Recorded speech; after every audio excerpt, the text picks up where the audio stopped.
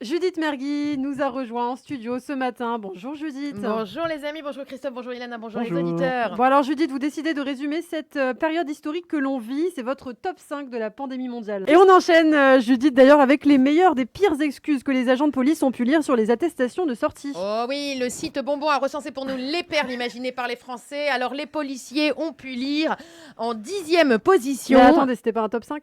Eh ben si. Donc je disais en 10e position.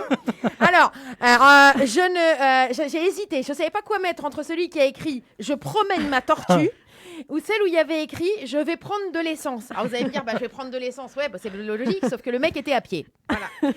Ensuite, en 9e position de ce top 5, "Je vais passer un coup de fil à ma maîtresse". Ouais, écoute, appelle ton avocat en même temps parce qu'à mon avis, après ce billet, c'est fini. Hein. Voilà. Et en 8e position? J'ai une envie pressante, irrésistible. Alors, ce qui est très sympa, c'est qu'en plus, il a rajouté entre parenthèses, donc il précise au policier, "Et non, je ne parle pas de faire pipi. Merci de nous aiguiller". Et en 7e position? En 7e position, "Je crois que je fais un burn-in", avec la mention entre parenthèses, donc je pense avoir besoin d'être out. Ok, là on est sur la relou bilingue.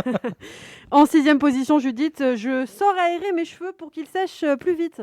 Ouais, mais là par contre, je rigole pas. Je comprends, ok. Je compatis, ok. Ah bah Moi, ouais, avec je ma vois touffe, ça. je passe un Ouais, an c'est dehors. vrai. C'est vrai, mais je compatis aussi à votre souffrance. Et en 5e Jalouse. position? Alors, en 5e position, il a écrit "Je fais de l'aérophagie et ne pouvais pas rester en présence de mon conjoint plus longtemps dans l'appartement". Eh oui, la paix des ménages, hein, c'est important. Ouais, Et d'ailleurs, dans la même veine, en 4e position, je ne supporte plus ma femme". Oui, alors par contre, Ilana, vous savez, quand votre mari a tendu cette feuille à l'agent, je pense qu'il ne le pensait pas vraiment. À mon avis, il était peut-être énervé.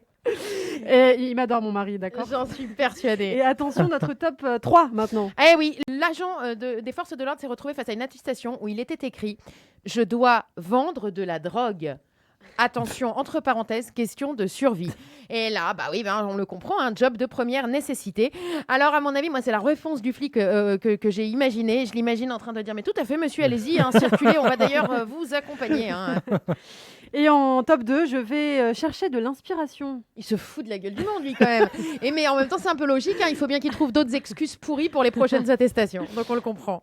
Et enfin, le ouais. grand gagnant a osé écrire. C'est mon top 1. Alors, attention, hein, un peu Ouais. d'attention. Ouais. Qu'est-ce qu'il a écrit, Lana? Je sortais pour vérifier que les gendarmes et les policiers aient eux aussi une attestation. Et voilà, un citoyen qui veille au grain. Et alors, ils en avaient une? Non, mais par contre, l'autre, il a eu une amende de 135 €, c'est réglé. Merci beaucoup. Merci Judith Mergui. C'était donc le top des phrases qu'on entend le plus en ce moment en plein Covid-19.